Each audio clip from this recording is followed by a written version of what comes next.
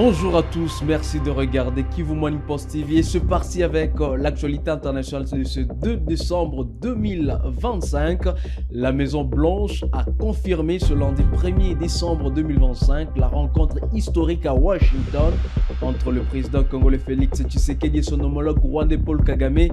Ce rendez-vous cadre avec la signature d'un accord important de paix entre les deux pays facilité par le président américain. Vanessa Abanza nous en parle. La Maison-Blanche a confirmé ce lundi 1er décembre 2025 la tenue des rendez-vous historiques à Washington entre le président congolais Félix Tshisekedi et son homologue rwandais Paul Kagame pour la signature d'un accord de paix facilité par le président américain Donald Trump.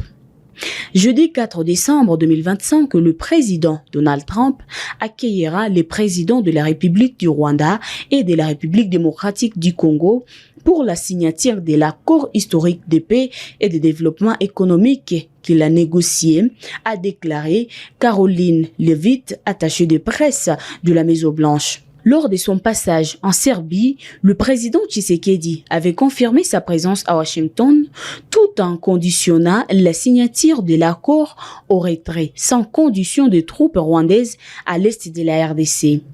Pour sa part, le député honoraire Juvenal Munubo, élu de Walikale au Nord Kivu, a appelé le gouvernement à évaluer cet accord. Le parlementaire, la société civile et la population congolaise doivent connaître les contenus exacts de ces textes négociés à l'extérieur pour amener la paix au pays, a-t-il écrit sur son compte X. Alors que ces rendez-vous historiques est imminent, la situation sur le terrain se dégrade. Avec des affrontements persistants jusqu'à ce mardi entre le FARDC et la FCM-23 sur plusieurs fronts dans les provinces du Nord et Sud Kivu. Sur invitation du président américain, le président burundais Evariste Ndayishimiye se rend ce mardi 2 décembre 2025 à Washington pour assister à la signature de l'accord de paix entre la RDC et le Rwanda prévu le 4 décembre. Regardez. Selon le communiqué officiel, ces déplacements s'inscrivent dans le cadre du rôle régional du Burundi dans la stabilisation des Grands Lacs. Je compte me rendre à Washington pour assister à la signature des accords entre Kigali et Kinshasa, a déclaré le chef de l'État. Dans ce contexte de conflit à l'est de la République démocratique du Congo, le Burundi apporte un appui considérable à l'armée congolaise. L'armée burundaise est déployée dans plusieurs zones des provinces du Nord et Sud Kivu pour appuyer les FARDC dans les combats contre l'armée révolutionnaire congolaise, du mouvement politico-militaire de l'Alliance Fleuve Congo M23, AFC-M23. Pour la petite histoire, les relations entre le Burundi et le Rwanda sont tendues en raison d'accusations mutuelles de soutien à des groupes rebelles, d'ingérence politique et de liens avec des conflits internes, comme l'accusation burundaise selon laquelle le Rwanda aurait soutenu les organisateurs de la tentative de coup d'État de 2015. Ces tensions se manifestent par la fermeture de la frontière et des déclarations politiques fortes de la part du Burundi concernant une possible agression rwandaise. Cependant, d'autres sources indiquent que le président kenyan William Ruto sera également présent, le Kenya ayant joué un rôle de médiateur dans la crise de l'Est de la RDC avant d'être écarté par Kinshasa. Et puis à quelques jours de la ratification de l'accord de paix, le général retraité James Kabarebe, figure historique de l'armée rwandaise et ancien ministre de la Défense de 2010 à 2018, quitte le gouvernement pour rejoindre la présidence comme senior advisor en défense et sécurité auprès du président Paul Kagame. Jospin Hangui. Cette nomination s'inscrit dans un vaste remaniement opéré lundi par le chef de l'État rwandais, touchant plusieurs ministères et institutions.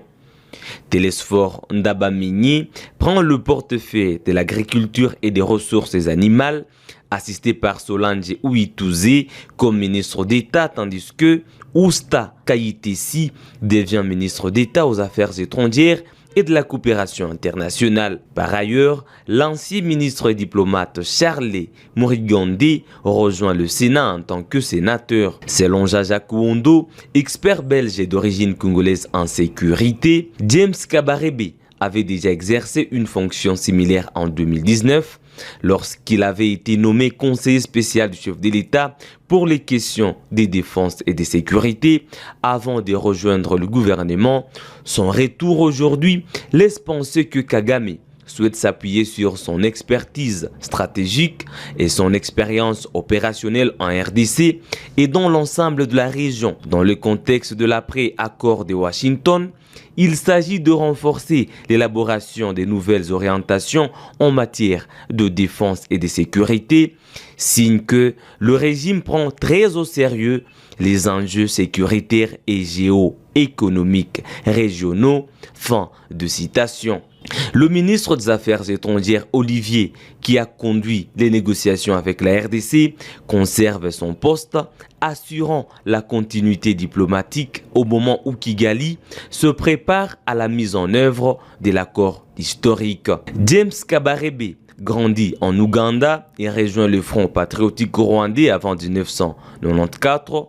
Il dirige les forces rebelles lors de la première guerre de la RDC en rejoignant la FDL sous les ordres de Laurent Désiré Kabila, devient chef de l'état-major de la RDC en 1997, puis combat contre le pays lors de la seconde guerre du Congo avec le RCD. Il sert comme ministre de la Défense du Rwanda de 2010 à 2018. Enfin, le ministre belge de la Défense et du Commerce extérieur, Theo Franken, accompagné du chef de la défense belge, le général aviateur Frédéric Vansina, et d'une importante délégation est arrivé à Kinshasa dans le cadre d'une mission officielle. Les délégations se sont ensuite envolées vers Kindu, chef-lieu de la province du Maniema, pour poursuivre l'état d'avancement des travaux initiés dans le cadre de la coopération militaire. Regardez. Le ministre belge de la Défense et du Commerce extérieur, Theo Franken, accompagné du chef de la défense belge, le général Frédéric Vansina, est arrivé à Kinshasa pour une mission officielle.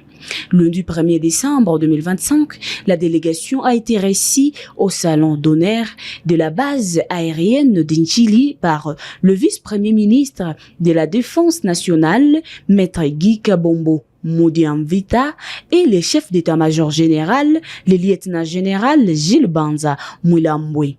Les discussions ont porté sur la coopération militaire entre la RDC, la Belgique et l'Union européenne, incluant la formation, l'appui opérationnel, la coopération médicale et le renforcement des capacités du FARDC.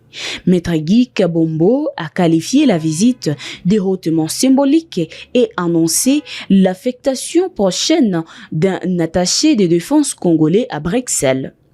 Après Kinshasa, les deux délégations se sont rendues à Kindu, chef-lieu du Maniema, pour un briefing sectoriel sur l'avancement des travaux dans le cadre de cette coopération portant sur les infrastructures, équipements et capacités logistiques militaires. Pour sa première visite officielle en RDC, Theo Franken a réaffirmé le soutien de la Belgique face aux défis sécuritaires dans l'Est du pays et a souligné l'engagement de son gouvernement à augmenter le budget de la défense pour élargir le partenariat.